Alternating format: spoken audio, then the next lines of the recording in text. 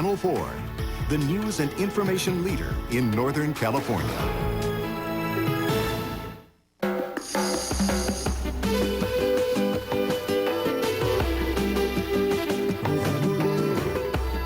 The place we live is made up of all kinds of people, with just one thing holding us all together. We wouldn't live anywhere else. Every day, every hour, we cover the news you care about. News Center 4, 24-hour news. Hi, Puddin'. Oh, you're still working. I don't have shoes. Oh, if you are gorgeous.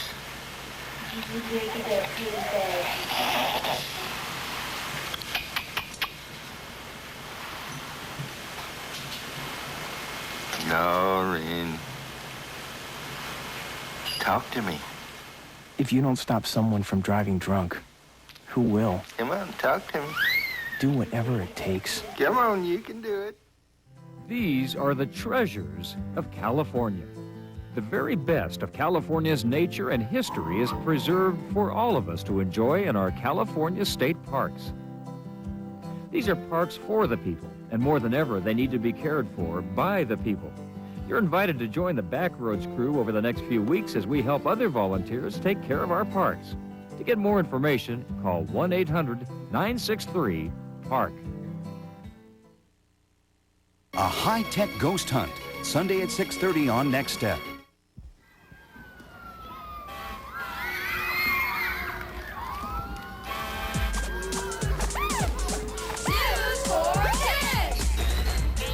On NFK, rocks that tell an ancient Indian tale being ruined forever.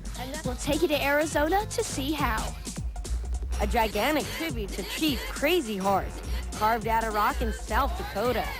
And stony faces facing up to the destructive forces of nature. News for Kids! Hi, welcome to News for Kids. I'm Anna Rook. And I'm Michael Galvez. Today, we have a sad story to tell you. Once upon a time, long, long ago, in the southwestern United States, lived ancient Indian tribes with names such as Anasazi and Hohokam. They created pots like these, which we borrowed from the museum. They lived, hunted, and traded in the desert, mountains, and canyons of Colorado, Utah, New Mexico, and Arizona. Then they disappeared mysteriously, leaving their stories behind in the rocks. The rocks, carved with ancient tales, survived undisturbed for up to 2,000 years. Now many of the rocks are either vanishing or being senselessly destroyed. To find out more about this historical tragedy, we went to Arizona, home of the ancient Hohokam. This desert holds the secrets of the Hohokam, where they lived, what they ate, the ceremonies they held. This was once sacred wilderness, dotted with messages from prehistoric life.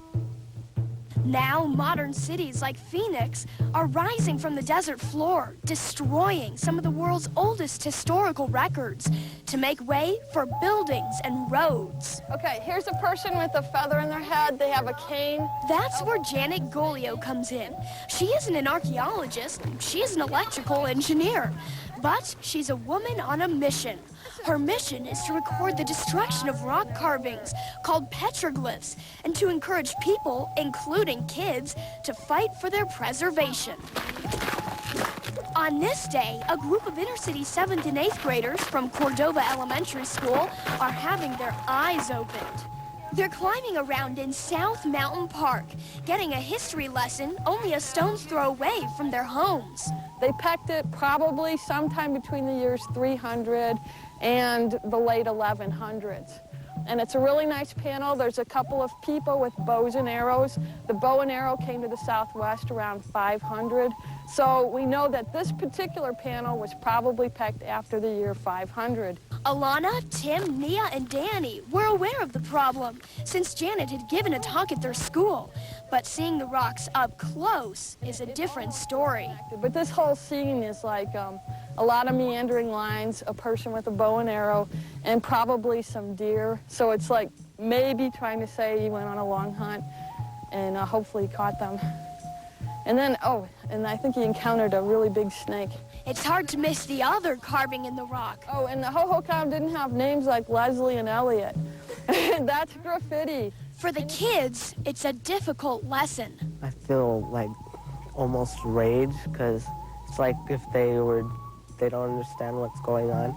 So it's like just going up to someone's house and painting a sign on their door. It makes me feel kind of hurt, because how do people just not care about history and stuff, and they just write it right all over the walls? It's just, how can you do something like that? Go there.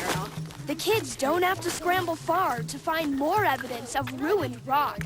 This area was once a granite quarry, and many petroglyphs were blasted out of the mountainside. But you can see a remnant petroglyph right there. And then this is the panel that was blown out from there. What was lost was a lot, but some people don't even know what was lost. And that's sad. Those petroglyphs weren't just carved anywhere. The Hohokam chose their spots carefully. All right, now this is really cool. What they did sometimes was they practiced pecking the panel in an obscure place. And then they pecked the good panel in a different place that's far more visible. Watch where you put your hands, watch where you put your feet. And see, we're gonna climb to that one first, and then the practice panel's up there. I wonder what Janet means when she says, watch where you put your hands and feet. No, well, before the kids have time to think about it, they've climbed to the first panel. Here's a person, and they've got a feather in their head or their headdress or something. And there's another one up there, and he probably also has a feather. That over there is a horny toad. There's lots of horny toads in the South Mountains. This seems like a good time to find out more about these pictures on the rocks. And they made them by probably putting a rock up to the face of the rock and then hitting it with another rock. And small chips would come out. See how, if you look closely, there's small, it's just a series of little peck marks. Carving petroglyphs seems so challenging. No wonder they wanted to practice first. Okay, so as you climb up to the next panel, watch where you put your feet, watch where you put your hands. There's that warning again. And listen for the rattling sound. Uh-oh, it must be time for the snake talk. While we were surveying, we encountered 5 different kinds of rattlesnakes in the South Mountains. Diamondbacks, blacktails, sidewinders, Mojave greens, and speckled rattlers. The speckled rattlers are the ones you really have to watch out for because they're granite colored and they look kind of like root. So it's real easy to not really notice them. Plus, they don't rattle. The snakes can hide in rock crevices, coil under bushes, and even climb into tree branches. So the kids keep their eyes open as they climb to the practice panel. I'll be snake bait. And here's a horny toad that's very similar to the panel that's pecked down there, a lot nicer. So I think this was their practice panel where they worked out what they wanted to peck. Hiking through these hills, there's one painful reminder after another that history is being wiped off the face of the earth. And this is what one of the things the park does. When there's graffiti, they'll paint it out with gray and brown paint. I really want to learn what happened to them and see why they're gone, but then when I figure out I can't because everybody's destroying all the petroglyphs, it's just like something's missing inside and stuff like it. I have to know this, but I can't. Okay, this used to be a really nice petroglyph panel. Here's a picture taken before this panel was destroyed. Are you wondering why someone doesn't do something about this? We're inside the park, so these petroglyph panels are actually protected by law, but there's no way to protect them all of the time. You can't have a guard here. And this place has become kind of a party spot, and people are disfiguring them and vandalizing them, so it's lost forever. For some of the kids, all hope seems to be lost. I don't think that they could clean up whatever they already destroyed because it's like the endangered species when they get all killed off. It's not like you could bring them back. You can't do anything to save them. They're already gone. And so it is with the petroglyphs. They have ancient tales to tell. But who will ever hear them when the rocks are gone? That's pretty sad.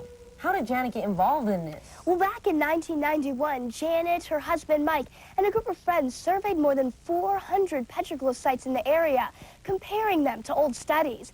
and they still continue to monitor the destruction of petroglyphs. Wow, and the problem isn't just vandalism. Roads and buildings are also wiping out ancient treasures, like these pots. On the side of this road, Alana, Danny, Nia, and Tim are looking for sherds, pieces of broken pottery, evidence that the Hohokam had once been there. Oh, good find. This is red on buff. The Hohokam made red on buff pottery. After looking at them, the kids put the pottery sherds back where they found them. The construction of the road has turned many sherds to dust, and it's important to save the ones that are left. At another roadside stop outside the park, the kids learn that petroglyphs have been blown up to make way for a road expansion. Even though it wasn't in the way of the road, no effort was made at all to learn anything from the petroglyphs before they were taken out, and they're gone now. These pictures show what the area looked like before the road was built. Just above the road, these holes in the ground mark where boulders covered with petroglyphs have been removed. This used to be a petroglyph site. There's not a single petroglyph left. The fate of these boulders seems to be a mystery. That makes Janet mad. She worries that kids won't know about the petroglyphs. I don't think it's fair that all this is disappearing and they're the ones that will miss it. Now that the kids have seen a problem up close, they agree. Now I feel like sorry that I don't get the opportunity to see the wonderful things that were destroyed. I kind of wanted to see all of them, and before I just thought it was neat to see them, but now I realize all that's happening and how they're being destroyed without any care. Roads aren't the only reason rock art is disappearing. Catch this. Wall-to-wall houses have replaced pristine desert in a very short time.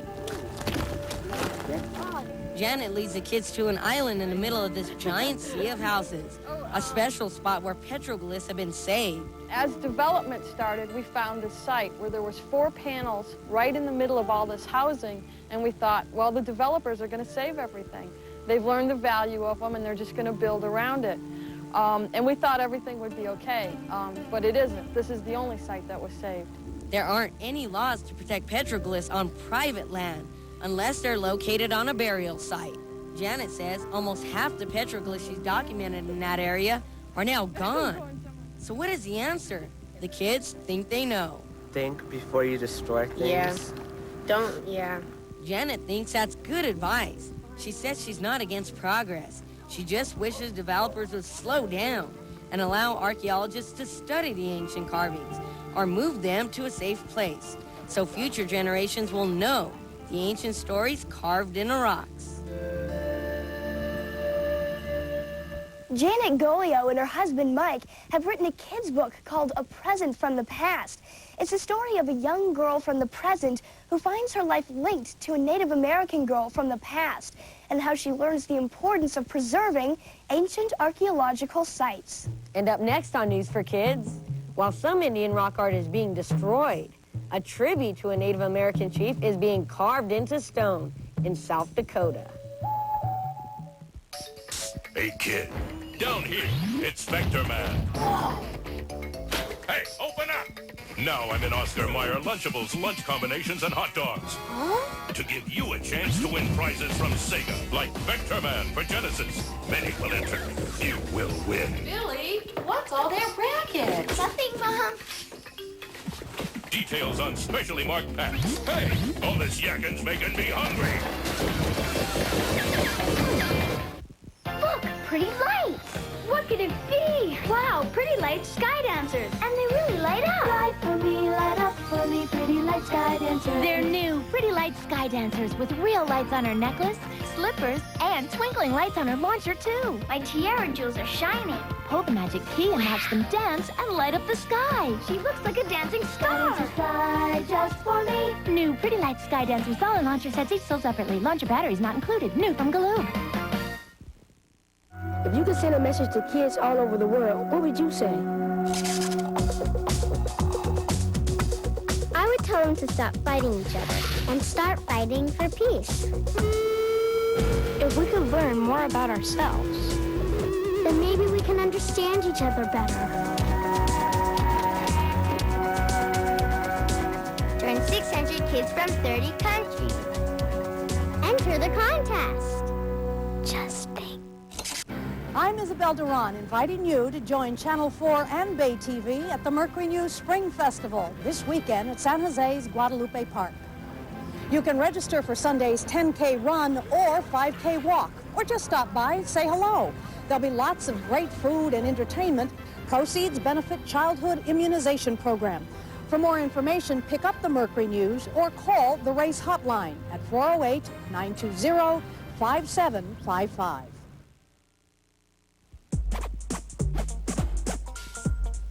In the Black Hills of South Dakota, a startling sight is emerging from the rock. Reporter Paul Day tells us about a giant sculpture of Crazy Horse, a Sioux Indian chief best known for defeating General Custer in the Battle of Little Bighorn.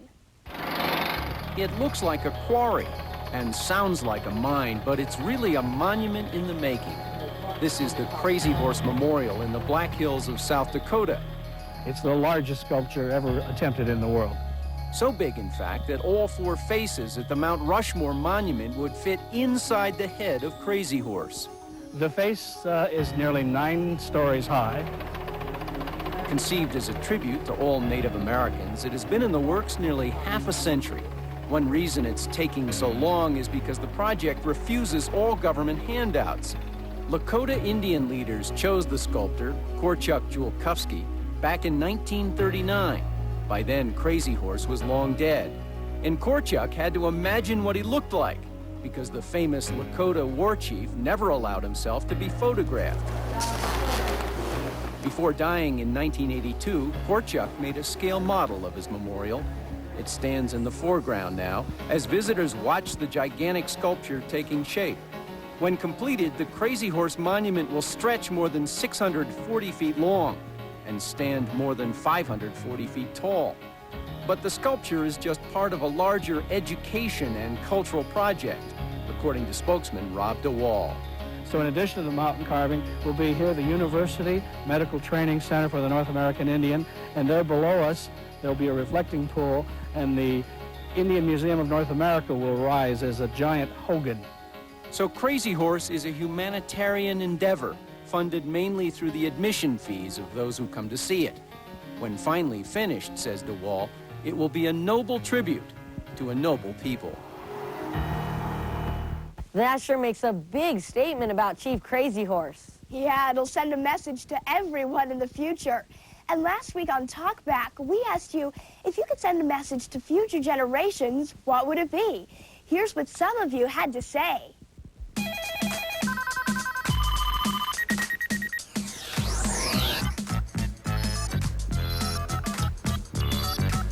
Hello, my name is Emily Fielding. I live in San Diego, California, and I'm 11 years old. If I had to leave something for the future, I'd probably leave a time capsule and bury it in my backyard. I'd put a lot of stuff in it, such as my soccer picture and probably my team picture. I'd probably put in my school uniform and a lot of other stuff. Hi, I'm Josh Collins from Baltimore, Maryland. I am 13, and I'd leave the message, be cool and stay in school and have fun. My name is Valerie Lopez from Orlando, Florida. I'm 10 years old. If I could leave any message for someone to read in the future, it would be that if you really believe in your dreams, they can come true. Here's this week's question. Creativity can come in all forms. Painting, cooking, writing songs. What creative projects have you been working on lately? Call Talkback at 1-800-KIDS-7474. Be sure to leave your name, age, hometown, and message. Then listen for some of your answers on next week's News for Kids.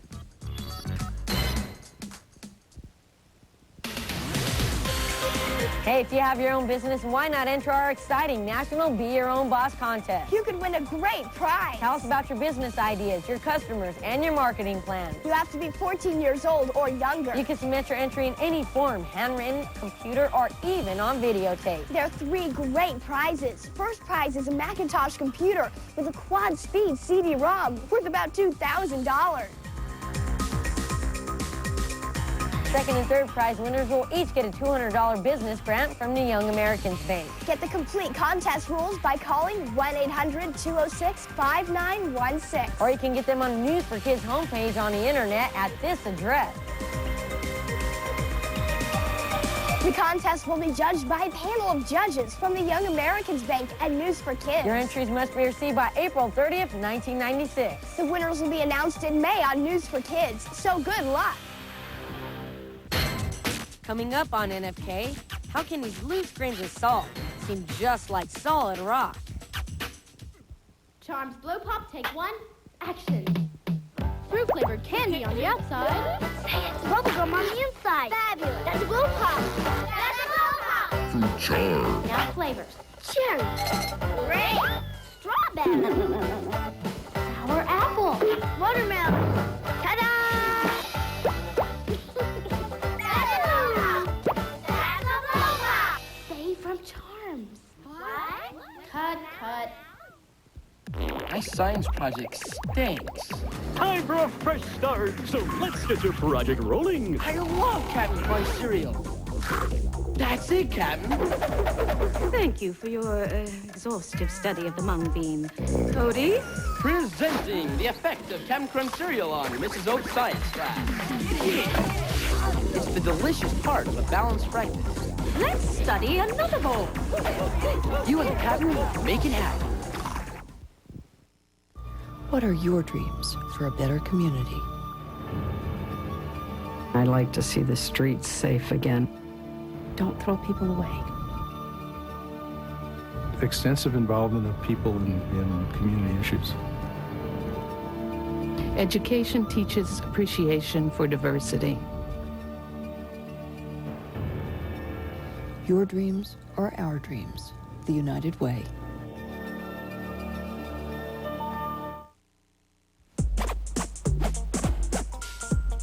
Pouring salt into a container seems easy enough. So how could it end up to be as hard as rock? I joined Steve Spangler and friend to find out. Could you poke your finger through this piece of tissue paper? Here, try. I see, that was pretty easy to do, right? All the way through. Could you do it, though, if it was hooked onto a cardboard tube like this? So let's take the piece of tissue paper and stretch it over the top. And now using a rubber band, we'll stretch it over the top. Anna, do you think it's easy or difficult to push that stick that you have in your hand Pretty through? easy. Pretty easy. Let's give it a try. Hang on to it if you would. See, that was pretty easy, wasn't it? Well, what if we had something down inside? Meg, this is the part of science that's fun because we're going to make a little mess. I have the tube over here like this, and now we're going to put salt down inside the tube. Now, Meg, I'm going to ask you to use your strength to take the stick and to push on the salt, and that in turn will break through the tissue paper on the bottom, and we are going to get a mess right here. Are you ready? All right, hang on to it. Let's use this one right over here. Good. Hang on to it. Hang on to the container there, and now push all the way through. Ready? Just hold it there and push through. Push hard. Push hard. Now break. Here, Meg, push as hard as you can. Break right through there. Push all the way through. What's the problem here? Let me try. Here we go. No matter how. Here, you try if you think it's so easy, right? Push all the way through. Wait just a second. Maybe there's a problem here. Take a look. Let's see if there's anything inside the tube besides the salt. Nothing at all. That's everything that's inside. So how in the world did the salt absorb all that energy? Because we were forcing down, right? Wouldn't you normally think that as you push down here on the top, all of that energy would come out of the bottom? Yeah. Well, I have a clear tube so you can see exactly what's happening. So we're going to do it again. And again, all we're using is salt. But here's the science behind the reason why we can't poke it all the way through the bottom there. Now, you might think it's easy to push all the way through there by pushing on the top here, but in fact, the energy and the force is being transferred out in all directions here. So it's nearly impossible to break through that simple piece there because it's being forced in all directions. That's why we can't bust through that thin piece of paper. Now, when they make cereal, they put it in a huge silo sometimes, and you might think that the flakes on the bottom of the silo would be crushed by the weight of them on top, but in fact, they're not because that force is pushing out in all directions. And Meg, during an earthquake, those seismic waves that go through actually slow down as they go through the sand because the sand sends it out in all directions. So it's easy for you to do. You need to collect some salt.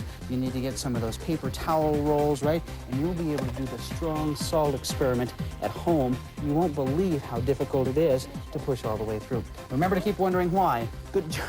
Push all the way through.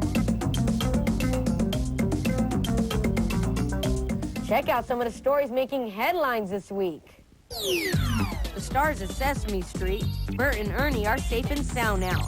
Someone stole the original Bert and Ernie puppets from an exhibit in Germany several weeks ago. Then, out of the blue, the thieves arranged to return him to a radio station. No word on what started the whole Muppet caper, but it's good to see Ernie back with his pal Rubber Ducky. This 6-year-old girl from New Jersey got quite a surprise in the mail. A summons for jury duty. Only people 18 years of age or older can serve on a jury. So Emily Green thought the whole thing was pretty silly. I mean, there's better things to do, like I could stay home, probably go to school and have fun with my friends. It'll be 12 more years before Emily can serve on a jury. Have you ever tried to toss pizza dough into the air? We could all take a lesson from Tony Gignani. After 4 years of practice, he's been named the world champion pizza tosser. Ahead on NFK, 4 American presidents saving face at Mount Rushmore. Excellent, we're in. Good work, Agent Blue Hair. Whoa, it's a whole secret granny factory. Okay, ladies, open. So that's why Waffle Crisp cereal tastes like homemade waffles. Freeze! Oh no! Yes! New Post Waffle Crisp cereal is part of a complete breakfast. To have a dream, but never the chance to achieve it. That is perhaps the greatest tragedy in life. When you support the United Negro College Fund, you give more than money.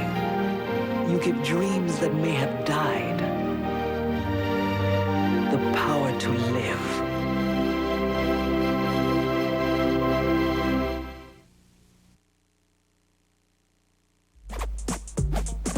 South Dakota's Mount Rushmore holds the stony faces of 4 American presidents: George Washington, Thomas Jefferson, Theodore Roosevelt, and Abraham Lincoln. The faces are so big that they would fit on men that are 465 feet tall. Reporter Paul Day says that keeping them looking good can be downright scary.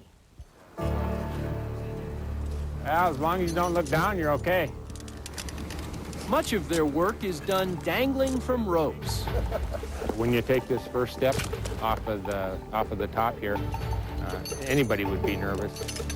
It's not their job that causes the jitters, it's where they're working. I'm right on the top of the nose of Jefferson. Jeff Glanzer and his partner Bob Chrisman may not be plastic surgeons, but they're involved in a monumental facelift. This is Mount Rushmore in South Dakota. I'm going to kind of swing across there under his eye. The 2 men work for the National Park Service, repairing small cracks on America's most famous 4 heads. You're wrong, Bob. It was scary. Moisture is penetrating the granite. The freeze-thaw cycle of winter could eventually damage the monument. The first step is to clean the rock. Then a silicone caulking strip will be applied. That is not unlike what you would caulk windows or a bathtub with in your house. Granite dust will be sprinkled on the sealer to help hide the repair. Some nice steps, you know. To be sure, many of the cracks are nothing new. The sculptor, Gutzon Borglum, had to drill deep into the mountain to find the most solid rock.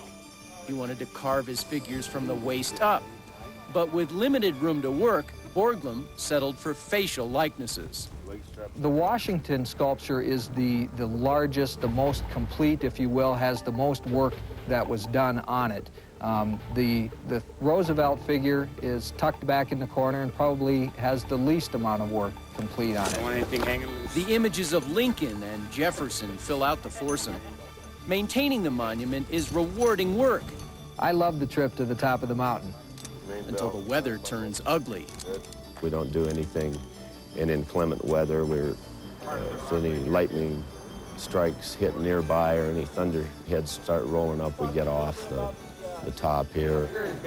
If water and ice are enemies of Mount Rushmore, sunshine is an ally. It's really warm out here today. The sculpture gathers light in magical ways. Looks like there's a glimmer in there. Despite this repair work, the Park Service says the monument is in no danger of falling apart. In fact, it was designed to last thousands of years. With that in mind, it's been suggested more faces might be added, like Ronald Reagan or even Elvis. But Rushmore's chief ranger doubts that will ever happen. It would, he explains, be like changing the smile on Mona Lisa. I sure wouldn't want to be hanging off those cliffs. No kidding. Well, that's news for kids for today. We'll see you next week. So long.